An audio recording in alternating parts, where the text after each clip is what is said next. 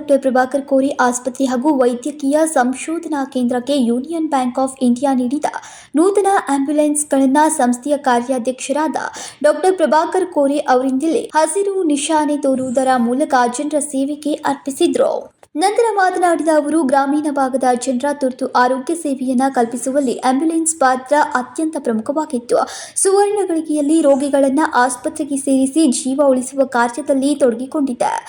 ಆರೋಗ್ಯ ಸೇವೆಯನ್ನು ಎಲ್ಲರಿಗೂ ತಲುಪಿಸಲು ಸಾಕಷ್ಟು ಯೋಜನೆ ರೂಪಿಸಿದ್ರೂ ಕೂಡ ಕೆಲವು ತುರ್ತು ಸಂದರ್ಭಗಳಲ್ಲಿ ಆಂಬ್ಯುಲೆನ್ಸ್ ಆಸ್ಪತ್ರೆಯ ಕಾರ್ಯವನ್ನ ಮಾಡುತ್ತೆ.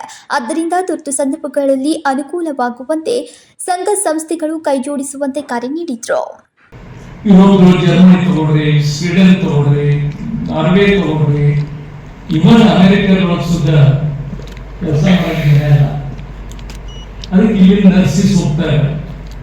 ಇಲ್ಲಿ ಟೆಕ್ನಿಕಲ್ ಏನ್ ಕೋರ್ಸಿಸ್ ನೀವು ಹೊರಗೆ ನೋಡ್ತಾ ಇರಲ್ಲ, ಅವರೆಲ್ಲ ನಮ್ಮ ದೇಶದಷ್ಟೇ ಹೊರಗೆ ದೇಶ ಡಿಮಾಂಡ್ ಅಲ್ಲ. ಹೇಳಿಲ್ಲ 50 ವರ್ಷದಿಂದ ಕೋರ್ಸ್ ಗೊತ್ತಿಲ್ಲ ಇತ್ತು, ನಾವು ಯಾವ್ದು ಕಾಮರ್ಸ್ ಕಾಲೇಜು. ಈ ಸಲ ಇದು ಬಹಳಷ್ಟು ಈಗ ಬದಲಾವಣೆ ಆಗಿದೆ. ಇನ್ಫಾರ್ಮೇಶನ್ ಅದ, ತಂದೆ ತಾಯಿಗೆ ಗೊತ್ತಾಗ್ತದೆ, ಅವರು ಓದ್ತಾರೆ, ಅವ್ರಿಗೂ ತಿಳಿತದೆ ಯಾವ ಕೋರ್ಸ್ ಮಾಡ್ಬೇಕು ನನ್ನ ಮನೆ. ನೋಡಿ, ಇಬ್ಬರಿಗೆ ಮೊದಲು 2 ಫ್ಯಾಷನ್ ಇದ್ವು, ಒಂದು ಮೆಡಿಕಲ್ ಹೋಗ್ಬೇಕು, ಒಂದು ಇಂಜಿನಿಯರಿಂಗ್ ಹೋಗ್ಬೇಕು. ಅದನ್ನ ಬಿಟ್ಟು ಜನರಿಗೆ ಗೊತ್ತಿಲ್ಲ ಹೋಗ್ಲಾಗ್ತದೆ. ಮೆಡಿಕಲ್ ಯಾಕೆ ಆಗ್ಬೇಕಂದ್ರೆ ದುಡ್ಡು ಮಾಡಕ್ಕೆ ಹೋಗ್ತಾರೆ. ಕೆಎಲ್ಇ ಸಂಸ್ಥೆಯ ಆಸ್ಪತ್ರೆಗಳು ಜನರ ಮನೆ ಬಾಗಿಲಿಗೆ ಆರೋಗ್ಯ ಸೇವೆಯನ್ನ ಕಲ್ಪಿಸಲು ಸದಾ ಕಟಿಬದ್ಧವಾಗಿದೆ.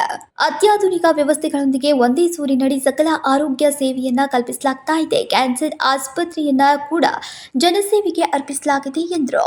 ಇನ್ನು ಈ ಸಂದರ್ಭದಲ್ಲಿ ಅನೇಕರು ಉಪಸ್ಥಿತರಿದ್ದರು. ಸಂಕಲ್ಪ ಶಿಂದೆ, ಕೆಎಂಎಂ ಕನ್ನಡ ನ್ಯೂಸ್, ಬೆಳಗಾವಿ.